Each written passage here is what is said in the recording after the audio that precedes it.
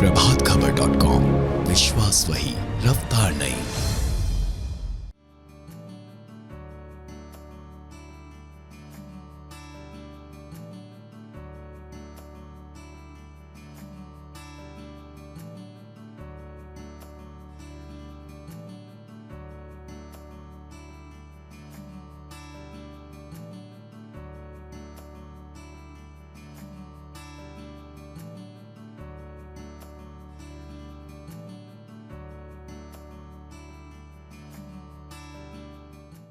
वातावरण में बढ़ रही ग्लोबल वार्मिंग के चलते सभी लोग परेशान हैं।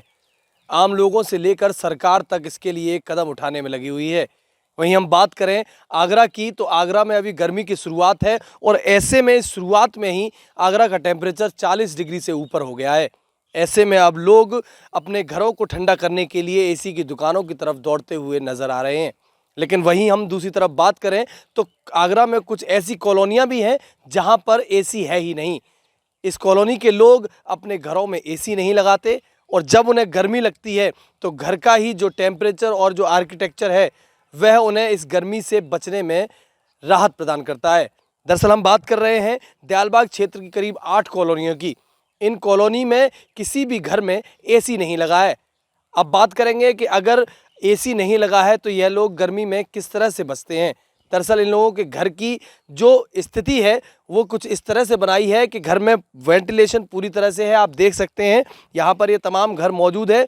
वहीं दूसरी तरफ घर की स्थिति के बावजूद यहाँ पर हरियाली इतनी है कि हरियाली की वजह से लोगों को यहाँ और जगह की अपेक्षा गर्मी का एहसास कम होता है।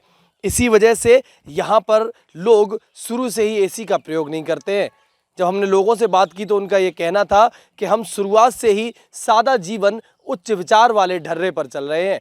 बचपन से ही हमने एसी का प्रयोग नहीं किया, इसीलिए आज हमें कूलर और पंखे में आराम मिलता है, हमें एसी की ज़रूरत भी नहीं पड़ती। वहीं दूसरी तरफ हम ग्लोबल वार्मिंग से इस वातावरण को बचाने में भी अपना सहयोग कर रहे हैं। आगरा से प्रभात खबर उत्तर प्रदेश के लिए राघवेंद्र सिंह गहलोत। मेरा नाम आनंद सिन्हा है। हमारे यहाँ तो एसी अलाउड ही नहीं है।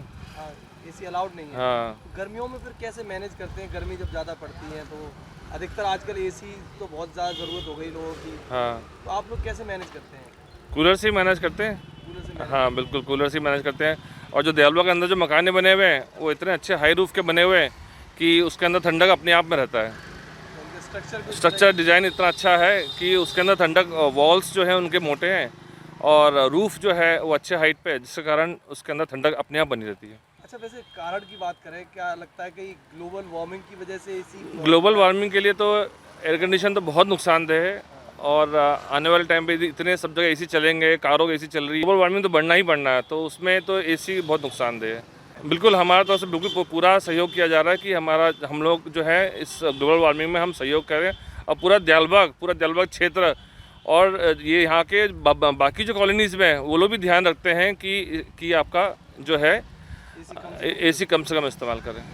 हाँ, मैं गुरमोहम्मद छाबड़ा, मैं इधर विद्युत नगर में रहता हूँ, दयालबाग में प्रेम नगर गेट के अंदर। देखिए एसी तो नेचुरल, उसके लिए तो बहुत, हाँ, एनवायरनमेंट के लिए बहुत हानिकारक है ना।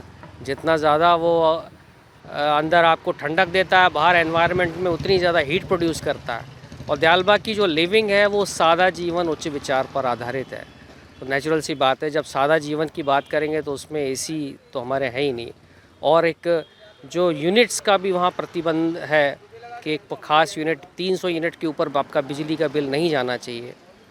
तो नेचुरल, जैसे हमारी फार्मिंग है, नेचुरल फार्मिंग हो रही है, नेचुरल लिविंग है, तो उस चीज़ पे हम लोग ज़्यादा फोकस करते हैं। अपनी आदत हो गई है, जैसे कहते हैं ना, शुरू से आप जैसे अपने आप को ढाल लीजिए तो वो वैसे ही आप ढल जाते हैं। हाँ, नहीं, बिल्कुल आप सही कह रहे हैं। बहुत ज़्यादा पेड़ पौधे आपको नज़र आएंगे, ग्रीनरी बहुत नज़र आएगी। और ये भी बहुत ज़्यादा एक बड़ा कारण है कि सिटी और यहाँ के टेम्परेचर में 2-2.5 डिग्री का टेम्परेचर का डिफरेंस रहता है। प्रभातखबर.com, विश्वास वही, रफ्तार नहीं।